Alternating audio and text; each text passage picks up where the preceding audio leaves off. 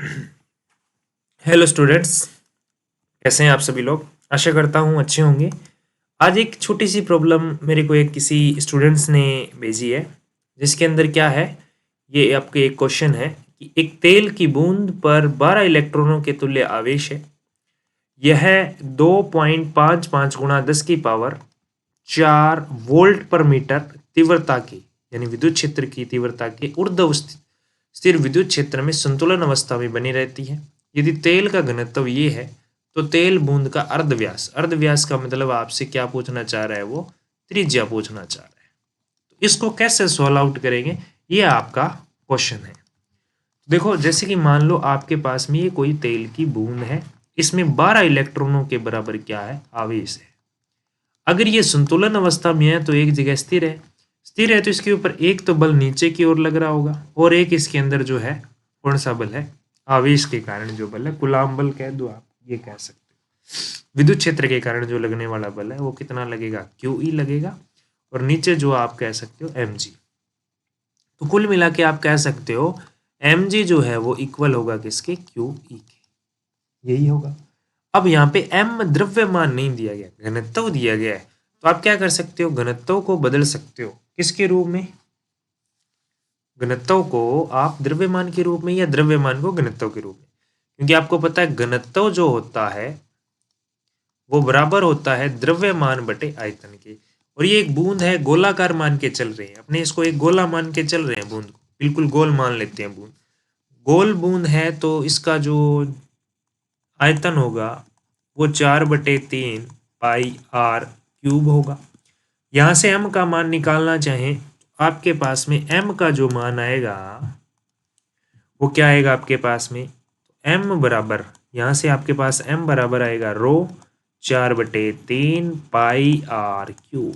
तो m की जगह अगर ये वैल्यू मैं पुट करता हूँ तो ये मेरा फॉर्मूला कुछ ऐसा बन जाएगा, रो 4/3 पाई आर क्यूब इक्वल QE। तो अपने पास में Q कितना है, Q यानी आवेश हो गया, Q आवेश हो गया किसके बराबर, Ne के बराबर। कितने इलेक्ट्रॉन, 12 इलेक्ट्रॉन, तो एक के अंदर 1.6 गुणा 10 की पावर -19 कूलम आवेश हो।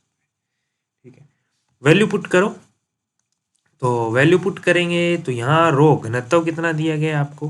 देखो एक बार इस फॉर्मूले को थोड़ा और कन्वर्ट करते हैं, अपने R चाहिए ना, तो R क्यूब को इधर रख लो, बाकी सबको उधर फेंक दो, तो QE चला जाएगा, डिवाइड में रो आ जाएगा और पाई आ जाएगा। 4/3 है तो 4 तो नीचे और 3 कहाँ जाएगा, ऊपर।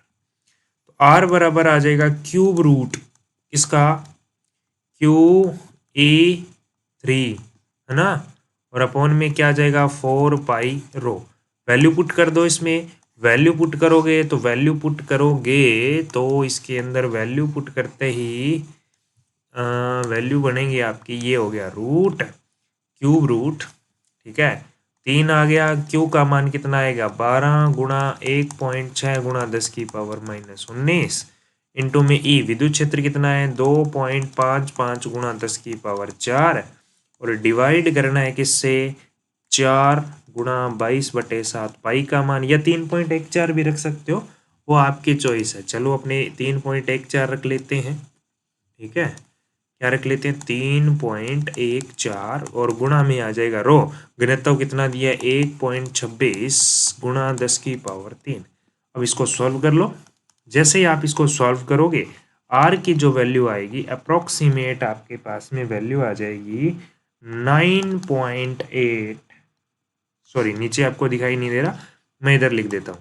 R की जो वैल्यू आएगी अप्रोक्सीमेट में आएगी, अप्रोक्सीमेट ये आएगा 9.8 इंटू 10⁻⁻7 मीटर, या इसी को आप लिख सकते हो क्या, 0.98 माइक्रोमीटर, 0.98 माइक्रोमीटर।